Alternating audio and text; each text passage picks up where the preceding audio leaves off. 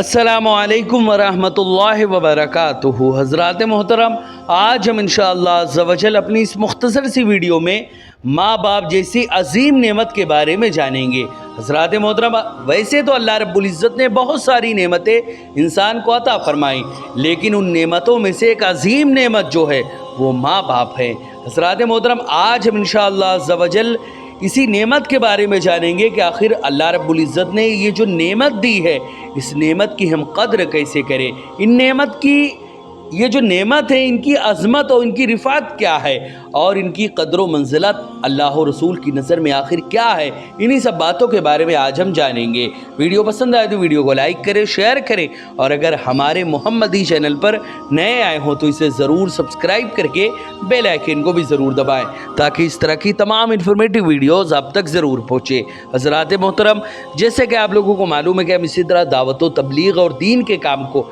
बराबर अंजाम दे रहे हैं। इसी मकसद के पेश नज़र हमने एक मदरसा और एक जामा मस्जिद की बाज़ाब्ता बुनियाद डाली है। आप में से कोई भी अगर हमारे मदरसे, मस्जिद या दीन के काम में डोनेट करना चाहे और हमें सपोर्ट करना चाहे तो ज़कात, सदका, फितरा, अतिया, हदिया या किसी भी तरह का डोनेशन आप हमारे मदरसे, मस्जिद या दीन के काम में देना चाहें तो गूगल पे के ज़रिए, पेटीएम के ज़रिए, बैंक अकाउंट के ज़रिए या वेस्टर्न यूनियन के थ्रू, जिसके ज़रिए भी अल्लाह के रास्ते में आप डोनेट करना चाहें आप डोनेट कर सकते हैं। इनके नंबर और लिंक इस वीडियो की स्क्रीन और डिस्क्रिप्शन में है। आप जाएं और जो भी अल्लाह के रास्ते में डोनेट करना चाहें आप डोनेट कर सकते हैं। हज़रात मोहतरम, अल्लाह रब्बुल इज़्ज़त ने इंसान को एक दो नहीं, हज़ारों नहीं, बल्कि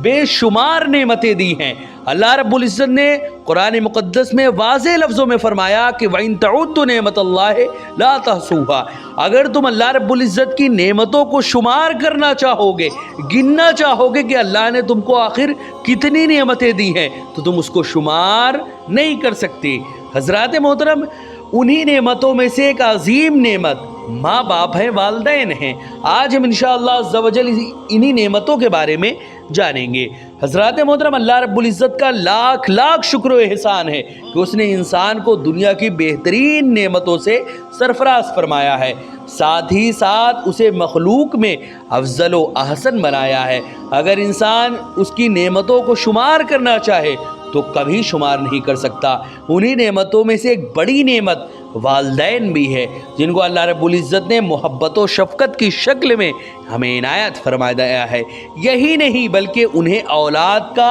एक अहम ज़रिया भी बनाया है। वालिदैन की तरह मुशफ़िक़ और मेहरबान इंसान दुनिया में मिलना काफ़ी मुश्किल है। वालिदैन की मोहब्बत व शफ़क़त बचपन से लेकर जवानी तक बल्कि ता हयात बाकी रहती है। ये वालिदैन ही हैं जो अपनी औलाद को किसी परेशानी में देखते हैं तो उनका कलेजा दहल उठता है। हज़रात मोहतरम, और अपनी औलाद को परेशानी से छुटकारा दिलाने के लिए अपनी जान माल तक कुर्बान कर देते हैं। फिर इंसान अपने वालिदैन की फर्मा बरदारी आखिर क्यों न करे। हज़रात मोहतरम, जब अल्लाह रब्बुल इज़्ज़त ने उफ़ तक कहने की इजाज़त नहीं दी है और बड़ी सख्ती से रोका है, तो फिर वालिदैन के साथ बदसलूकी को वो कैसे बर्दाश्त करेगा। ऐसा करने वाले न सिर्फ दुनिया में ज़लील व रुस्वा होते हैं बल्कि उनके लिए आखिरत में भी बहुत बड़ी हलाकत है। हज़रात मोहतरम, अल्लाह रब्बुल इज़्ज़त की अजीम नेमत वालिदैन हैं। फिर इंसान अपने वालिदैन की फर्मा बरदारी आखिर क्यों ना करे। अल्लाह रब्बुल इज़्ज़त ने वालिदैन के साथ हुस्न सलूक से पेश आने की सख्त ताकीद फरमाई कि अपने वालिदैन के साथ हुस्न सलूक करो, उनसे अच्छा बर्ताव करो, उनकी फर्मा बरदारी करो। इसलिए इंसान को चाहिए कि वालिदैन की फर्मा बरदारी और उनकी खुशनूदी हासिल करने के लिए अल्लाह रब्बुल इज़्ज़त की रज़ामंदी हासिल करे। चूँकि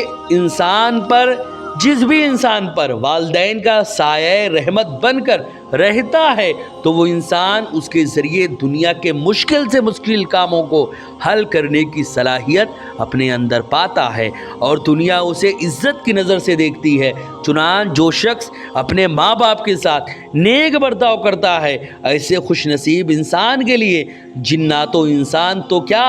फरिश्ते भी दुआ करते हैं और फरियाद करते हैं, ऐ मौला इस शख्स पर रहमत नाजिल फरमा, जैसा कि इसने अपने वालिदैन पर रहम किया और उनकी खिदमत की। अल्लाह रब्बुल इज़्ज़त ने कुरान मुक़द्दस की 15वें पारे में इरशाद फरमाया कि तुम्हारे रब ने हुक्म दिया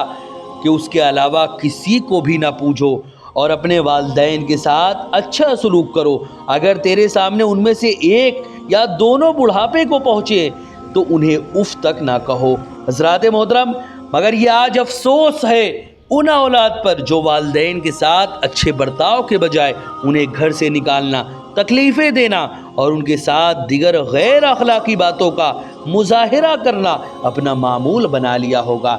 حضرات محترم، یہ جان لے کہ نہ باپ کی زیادتی کا بدلہ اس کے بیٹے سے لیا جائے اور نہ بیٹے کی زیادتی کا بدلہ اس کے باپ سے لیا جائے۔ حضرات محترم،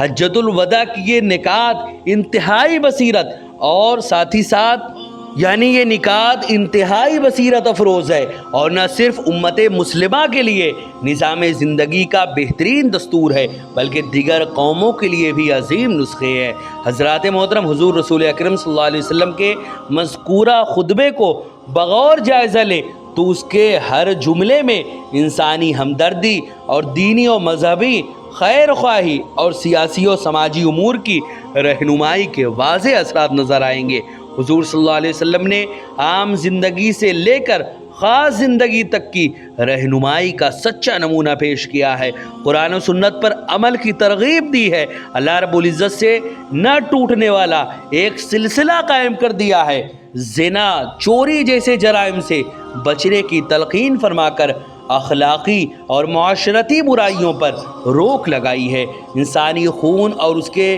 مال و اسباب اور اس کی عزت و آبرو کو قابل احترام قرار دے کر ملک و معاشرے میں پیدا ہونے والے فتنہ و فساد سے انسان کو تحفظ عطا کیا ہے، ساتھ ہی بڑی خوبی سے آپسی تعاون، محبت و ہمدردی، اقربا اور غربا پروری کا جذبہ دل میں بٹھایا ہے، پھر یہ کہہ کر کہ ہر شخص انفرادی طور پر اپنے اپنے عمل کا ذمہ دار ہے، اجتماعی طرز معاشرت کا اعلیٰ نمونہ بھی پیش کیا ہے۔ حضرات محترم،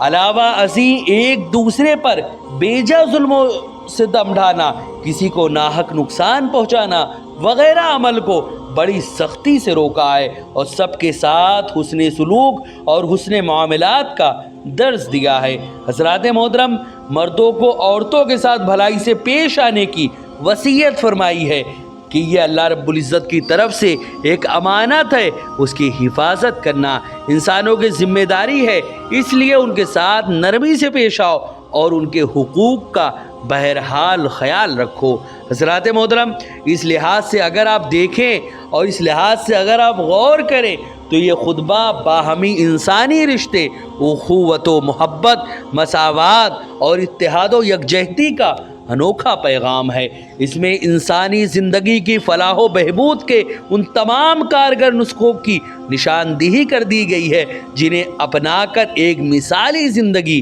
پیش کی جا سکتی ہے۔ حضرات محترم، لیکن اب سوال یہ پیدا ہوتا ہے کہ محض یہ کہہ دینا کافی ہے کہ حضور صلی اللہ علیہ وسلم نے اسوہ حسنہ کا مکمل نچوڑ حجۃ الوداع کے خطبے میں پیش کیا ہے اور اپنے ماننے والوں کے لیے بہترین نمونہ چھوڑا ہے کہ اپنے تو اپنے، اگر اسے غیر بھی اپنا لے تو زندگی کے ہر موڑ پر کامیابی حاصل کر سکتا ہے۔ حضرات محترم، زندگی کے تمام شعبوں میں یہ تو ہر کوئی کہتا ہے کہ حجۃ الوداع کا خطبہ پوری انسانیت کی فلاح و صلاح کا ضامن ہے، مگر کسی نے کبھی یہ بھی سوچا ہے کہ مسلمان اپنی زندگی میں اس خطبے کو کتنی اہمیت دے رہا ہے، اس کی زندگی اس خطبے سے کس قدر میل کھا رہی ہے؟ اگر نہیں اور ہرگز نہیں تو اب صرف یہ نہ کہا جائے کہ حجۃ الوداع انسانی حیات کا نمونہ ہے، بلکہ اس کو اپنا کر اس کا عملی نمونہ پیش کیا جائے، ورنہ انسان سب کچھ تو ہو سکتا ہے، ایک سچا اور پکا مسلمان نہیں ہو سکتا۔ یوں تو سید بھی ہو، مرزا بھی ہو، افغان بھی ہو، تم سبھی کچھ ہو، بتاؤ کہ مسلمان بھی ہو۔ حضرات محترم، حجۃ الوداع کے موقع پر بھی اور کئی سارے موقع پر اللہ رب العزت نے والدین کی اہمیت کو واضح کیا ہے، اور ان میں سب سے بڑا مقام اللہ رب العزت نے ماں کا کیا ہے۔ حضرات محترم، ماں باپ دونوں ہی کی عظمت و رفعت اپنے اپنے جگہ پر اپنے اپنے مقام پہ ہے۔ اگر ایک ماں 9 مہینے اپنے بچے کو پیٹ میں رکھ کر کو ہر طرح سے اس کا خیال رکھتی ہے اور ہزاروں تکلیفیں سہ کر اس کو پیدا کرتی ہے، اس کو اپنا دودھ پلاتی ہے اور ہر طرح کی قربانی اپنے بچے کے لیے دیتی ہوئی نظر آتی ہے، تو باپ ایسا ہوتا ہے جو اس کے لیے شفقت کا سایہ بنتا ہے۔ باپ ایسا ہوتا ہے جو خود تو بغیر کسی سامان کے خود تو تکلیفیں اٹھا لیتا ہے، لیکن اپنے بچے کے لیے ہر ممکن کوشش کر کے اس کی تمام خواہشوں کو پورا کرتے ہوئے نظر آتا ہے۔ ماں باپ دونوں کی ہی اپنے اپنے مقام پہ اپنے اپنے مرتبے ہیں، اسی لیے ہمیں چاہیے کہ ہم ماں باپ دونوں کی ہی عزت و عظمت کو اپنے ذہن و دماغ میں بٹھائیں اور یہ جان لیں کہ اگر دین و دنیا میں کامیاب ہونا ہے، یہ جان لیں کہ اگر ہمیں اپنے رب کو راضی کرنا ہے، ہمیں اپنے آقا صلی اللہ علیہ وسلم کو راضی کرنا ہے، ہمیں اللہ و رسول کا محبوب بندہ بننا ہے، ہمیں اللہ و رسول کا مقرب بندہ بننا ہے، ہمیں ایسا بندہ بننا ہے کہ جس سے اللہ راضی ہو جائے، ہمیں ایسا بندہ بننا ہے کہ جس سے اللہ راضی ہی نہیں بلکہ اس کو اپنی جنت میں داخل کرے، ہمیں ایسا بندہ بننا ہے کہ اللہ ہم سے راضی رہے اور ہم اللہ سے راضی رہے، تو ہمیں اپنے والدین کی خدمت کرنی چاہیے، جیسے اللہ رب العزت کے محبوب حضور صلی اللہ علیہ وسلم نے فرمایا کہ وَلَا تَقُلْ لَهُمَا اُفٍّ، ان کو اف تک مت کہنا۔ سوچیں آپ کہ جب اللہ رب العزت نے والدین کے لیے اف تک کہنے کو منع کیا، تو جو لوگ اپنے والدین کو اپنے گھر سے نکالتے ہیں، بیوی کا پلو آتے ہی ماں کا آنچل چھوڑتے ہوئے نظر آتے ہیں اور ماں باپ کو طرح طرح کی تکلیفیں دینے لگتے ہیں، وہ یہ بات ہمیشہ یاد رکھیں کہ ماں باپ سب سے عظیم نعمت ہے اس دنیا میں، ایمان کے بعد، ایمان و دین کے بعد سب سے عظیم اگر کوئی نعمت ہے تو وہ ماں باپ ہیں۔ رشتوں میں سب سے بڑا رشتہ ماں باپ کا رشتہ ہے، اگر یہ نہ ہوتے تو آپ اس دنیا میں نہ آتے۔ اسی لیے آپ اپنے ماں باپ، ہم سب کو چاہیے کہ ہم اپنے ماں باپ کی خدمت کریں، ان کو ہمیشہ خوش رکھیں تاکہ ہمارا رب بھی ہم سے راضی اور ہم سے خوش رہے۔ حضرات محترم، ویڈیو پسند آئے تو ویڈیو کو لائک کریں، شیئر کریں، اور اگر ہمارے محمدی چینل پر نئے آئے ہوں تو اسے ضرور سبسکرائب کر کے بیل آئیکن کو بھی ضرور دبائیں تاکہ اس طرح کی تمام انفارمیٹیو ویڈیوز آپ تک ضرور پہنچے۔ آپ سے گزارش ہے کہ ہمارے چینل پر جتنی بھی ویڈیوز ہیں آپ خود بھی دیکھیں، اپنے دوستوں احباب تک بھی اسے ضرور شیئر کریں۔ السلام علیکم ورحمۃ اللہ وبرکاتہ۔